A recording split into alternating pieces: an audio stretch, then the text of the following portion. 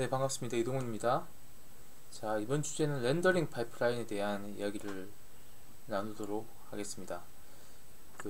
렌더링 파이프라인은 컴퓨터 그래픽스에 관련된 공학 전공자뿐만 아니라 컴퓨터 그래픽스를 이용해서 뭔가를 제작하는 학생들에게도 가장 필수적인 이론이고요. 실제 어떻게 보면 내용이 상당히 방대합니다. 따라서 컴퓨터 그래픽스라는 교과목을 배울 때 거의 7~80%는 이 렌더링 파이프라인을 이해하는 내용을 구성되어 있다고 봐도 될 정도로 상당히 중요한 이론이자 복잡한 여러가지 수학적 지식들 그리고 이론들이 망라되어 있는 게 렌더링 파이프라인입니다. 이 렌더링 파이프라인 주제에서는 그 중에서 가장 핵심되는 엑기스만 뽑아서 좀 설명을 드릴 수 있도록 하고 최대한 좀 간편하게 이야기를 나누도록 하겠습니다. 먼저 렌더링 파이프라인에서 우리가 등장한 단어가 파이프라인이라는 단어가 있죠. 파이프라인. 먼저 이 파이프라인에 대한 이해가 필요하다고 생각이 되네요. 파이프라인이 뭡니까? 지금 여기 그림을 보시면 소위 말하는 파이프라인이라고 부르는 어떤 파이프들이 연결되어 있는 모양을 볼 수가 있습니다. 석유, 원유, 가스관, 물이 흐르는 배관들이 일단 파이프라인이 되겠죠. 자, 이 파이프라인의 특성은 어디로부터 어떤 원료가 들어온다면 하나의 길을 따라서 쭉 출구가 있을 때까지 흐르는 이런 흐름을 갖다가 우리가 파이프라인이라고 하고, 이 파이프라인 시스템이라는 이름을 써서 우리가 보통 이제 뭔가를 생산할 때 생산 공정상에 많이 쓰이는 단어가 이 파이프라인입니다. 아마 중고등학교 기술이나 이런 시간에 아마 들어보셨을 거예요. 아래 그림을 보시면 이게 보통 포드사의 제작 공정 방식, 대량 생산 방식에 관련된 이야기를 많이 들어보셨을 텐데 그에 관련된 그림이 나와 있습니다. 과거에 처음에 자동차를 만들 때는 한 명이나 두 명이서 자동차 한 대를 갖다가 바퀴부터 시작해서 엔진 전체를 갖다 다 조립하는 어떤 그런 식의 제작 방식을 취했었죠. 그런데 문제가 뭡니까? 시간이 상당히 많이 걸린다는 겁니다. 한 사람이 자동차 한 대를 능숙한 기술자라 하더라도 한 대를 갖다가 이걸 갖다가 다 조립하는 데만 해도 며칠 걸리는 공정이 필요하죠. 따라서 포드 자동차에서는 이렇게 어떤 컨베이어 시스템이라는 시스템을 도입해서 자동차가 이렇게 흐르고 기계나 사람에 의해서 일정한 역할을 갖다 분업하는 시스템을 만들어내는 걸 갖다가 우리가 파이프라인 시스템이라고 부릅니다. 결국은 뭐냐면 어떤 기능이 있다면 어떤 길이 쭉 있고, 자, 어떤 입력이 들어오면 자, 각각의 어떤 기능들 역할에 따라서 일들 순차적으로 이렇게 처리해 나가는 거죠. 그래서 자, 이 순서를 갖다 쭉 거치면 어떤 결과가 나오는 이런 형태의 공정 방식이 파이프라인이고요. 렌더링 파이프라인은 뭘까요? 우리가 렌더링을 할 때 또 이런 파이프라인 시스템을 도입을 해서 어떤 그래픽 데이터가 들어오면 출력까지 이러한 어떤 각각의 기능들, 각각의 어떤 검사들을 순차적으로 진행하겠다라는 의미고, 아주 렌더링이란 게 아시다시피 요즘 초당 30프레임에서 60프레임 정도를 갖다 보장해야 되잖아요. 실시간 렌더링을 의미합니다. 게임과 같은 형태, 리얼타임 CG에서는 그렇습니다. 그러니까 속도를 빠르게 하기 위한 목적으로 만들어진 게 어떤 렌더링 파이프라인이다 라고 여러분들이 이해하시면 좋을 것 같아요. 그러면 입력이 들어와서 출력이 된다고 했는데 입력이 뭘까요, 여러분? 한번 생각해 보죠. 우리가 그래픽에서 입력이 되는 것이 뭘까? 여러분들이 모델링하고 어떤 물체를 갖다가 외관을 이렇게 모델링을 한다고 하죠. 모델링의 데이터, 또 무슨 광원도 있을 것이고요. 물론 이게 애니메이팅 된 결과값도 있을 것이지만, 자, 다양한 또 여러분들 모델링에 들어가는 뭡니까? 텍스처 정보들, 이런 정보들이 있겠죠. 이게 입력이 들어올 거고, 이 입력 데이터들이 출력은 뭐로 됩니까? 우리 컴퓨터 모니터 상에 그림으로 나타나죠. 자, 그러니까 어떻게 보면 하나의 픽셀이라고 생각할 수가 있을 거예요. 모델링 데이터는 뭐 작은 단위에서는 우리가 하나의 메쉬를 갖다가 생각할 수 있겠죠. 그러니까 여러분들이 만든 메쉬가 최종적으로 컴퓨터 화면에 픽셀이 될 때까지의 그 여정, 그 과정을 갖다가 그 컴퓨터 안에 있는 시스템에서 처리하는 것이 렌더링 파이프라인이다 라고 여러분들이 이해하시면 될 것 같습니다.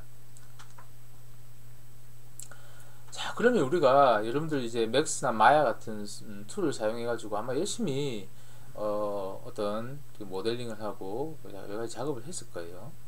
우리는 보통 여기서 작업하고 끝나죠. 그래서 그림 예쁘네. 그래서 맥스나 마야 같은 툴에서 이제 렌더링 걸린 씬으로 뭐 애니메이션이나 영화 같은 경우에 이제 쓰지만 많은 경우에는 어떻게 합니까? 이 데이터를 저장을 합니다. 저장을 해서 우리가 익스포트라는 어떤 이 기능을 통해서 파일로 세이브를 하죠. 그리고 그렇게 세이브된 데이터를 갖다가 새로운 어플리케이션에 어떤 임포트 해서 재사용하는 이런 형태를 갖다가 보통 우리가 많이 취하고 있습니다. 그래픽 아티스트 같은 경우에는 보통 우리가 이 단위, 맥스 화면이고요. 마야 화면인데요. 이 단위에서 어떤 기능을 갖다가 열심히 배우는 지브러시나 뭐 다른 툴도 마찬가지입니다. 열심히 배워서 여기서 뭔가 결과물을 도출하는 것으로 끝이라고 생각하는데 어때요? 뭐 게임 같은 경우에는 자, 이렇게 만들어진 여러분의 이제 어셋이라고 부르기도 하고 리소스라고 부르기도 하죠. 여러가지 그냥 일반적인 용어입니다. 리소스를 갖다가 그 게임 엔진이라는 엔진에 임포트를 시켜가지고 돌아가게 만들어야 돼요. 자, 이 언리얼과 유니티가 있죠. 근데 문제는 여기서 발생합니다, 여러분. 우리가 이 툴에서는 이렇게 라이트를 쳤는데 아주 때깔이 좋게 나왔는데 이걸 엔진을 옮겼을 경우에 우리가 원했던 때깔이 안 나와. 이런 경우 비일비재하고요. 물론 잘 만들었는데 여기서 이제 우리가 한 씬을 갖다가 한 프레임 렌더링 할 때는 문제가 없었는데 뭐 언리얼이나 유니티에 올려놓으니까 버벅대. 자, 이게 결국 뭐냐면 우리가 이제 이 저작 도구, DCC 툴이라고 부르는 저작 도구에서 뭔가를 잘 저작한다는 것에 그치는 것이 아니라 그 다음 단계인 엔진의 속성이나 이해가 있어야지 그걸 감안하고 우리가 만들어야 된다는 것을 우리가 알 수가 있습니다. 근데 이 언리얼 유니티 같은 경우에 이 게임 엔진이죠. 기반이 되는 것은 우리가 보통 그래픽스 API라는 것을 기반으로 하고 있습니다. 프로그래밍을 할 때 컴퓨터에서 3D를 갖다 제대로 돌리기 위한 함수들의 모음이라고 생각하시면 됩니다. 크게 가장 많이 쓰는 게 오픈GL이나 다이렉트X를 씁니다. 여러분 게임할 때 오픈GL 기반으로 돌릴 것이냐 다이렉트X 기반으로 돌릴 것이냐 이런 옵션을 선택하는 경우 많이 경험해 보셨죠. 이게 뭔지 모르지만 그렇죠. 그래서 언리얼이나 유니티도 결국 오픈GL이나 다이렉트X와 같은 API 기반에서 제작된 저작 도구로 볼 수가 있어요. 보통 우리가 그 테크니컬한 프로그래밍, CG 프로그래밍을 하는 친구들은 자, 1레벨에서의 이해가 아주 로레벨의 이해가 필요하고요. 자, 그래픽 그 프로그램 같은 경우에는 뭐 1레벨의 이해가 필요한 건 아닙니다. 근데 아주 이제 완전 다른 직능이니까요. 하지만 이 중간 단계에 있는 엔진 레벨에서 필요한 지식 정도는 그 그래픽 아티스트가 됐던 아니면 뭐 CG 프로그래머가 됐던 다 필요한 공통의 요소라고 여러분 좀 생각하시면 좋을 것 같습니다. 여하튼 우리는 하나의 메쉬를 만든다. 가장 최소단위. 그럼 이 메쉬가 과연 어떻게 픽셀이 될 것이냐. 이 중간 단계들 하나하나 살펴보도록 합시다. 여러분들 일단은 그 맥스에서 만든다고 생각했을 때 맥스에서 하나 만들고 난 뒤에 저장했을 때 가장 많이 쓰는 게 뭡니까? OBJ라는 파일 포맷으로 보통 저장을 많이 하거든요. 익스포트 하기 위해서. 그래서 이 OBJ 파일이 한번 뜯어보니까 이 파일 내부가 어떻게 생겼는지 한번 우리가 살펴볼까요? 자, 이 얘 같은 경우에는 아주 단순한 형태 같은 한번 취해봤습니다. 유니스피어 반지름 1인 자 9죠 9. 자, 구에다가 아주 로 레졸루션의 메쉬를 한번 만들어 봤어요. 이런 모양입니다. 이 뭐 구로 보이지도 않는 정도 수준이죠. 약 45도 정도 그 사이 각을 주고 유니폼하게 이제 버텍스들을 샘플링 했습니다. 그러니까 이 구를 하나 이루는데 필요한 정점이 26개가 필요하고요. 이 26개로 구성될 수 있는 메쉬가 트라이앵글 메쉬가 48개로 구성되어 있네요. 교수님, 뭐 우리 메쉬 만들 때 뭐 삼각 메쉬 쓰기도 하지만 사각 메쉬를 갖다 모델링 할 때는 좀 많이 쓰죠, 그렇죠? 우리 제작하는데 편하니까 쓰는데, 하나 여러분들 말씀드릴 것은 사각 메쉬가 입력으로 들어가더라도 그 저장될 때 내부에서는 이것이 반으로 잘려져 가지고 삼각형 단위로 저장이 돼요.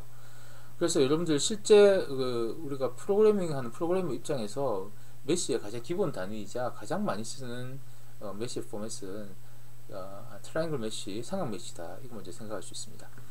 파일 열어봤더니 뭐 이런 데이터가 있습니다. 라이트 주어져 있지 않았고요. 뭐 텍스처 매핑도 안 했습니다. 아주 로 레벨의 데이터입니다.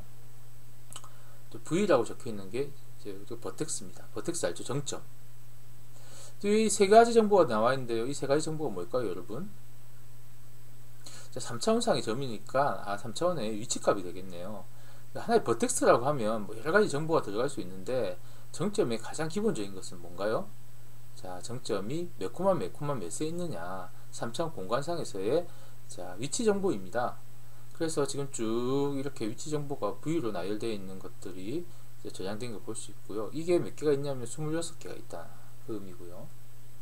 자, 그 다음에 뭐냐면 이 버텍스에는 버텍스 노멀이라고 하는 정보가 또 포함되어 있는데, 이건 뭐냐면 어떤 평면이 있을 때 평면에서 평면에서 90도 되는 방향의 하나의 벡터를 의미합니다. 이 정보가 버텍스 노멀이라는 정보인데요. 뭐 구체적으로 아실 필요는 없는데 아마 대충은 다 아시죠, 여러분들. 이 노멀 정보를 통해서 뭐 라이트에 의해서 어떻게 면에서 얼만큼 색깔을 입혀줘야 될지, 얼만큼 라이트의 강도가 영향을 받을지에 대한 정보를 갖다가 계산한다든지, 어떤 폴리곤 메쉬가 있을 때 어느 면이 앞면이냐, 그러니까 노멀 방향이 보통 앞면이거든요. 앞면과 뒷면에 대한 부분을 우리가 표시한다든지 아주 다양한 유용한 용도를 쓰고 있습니다.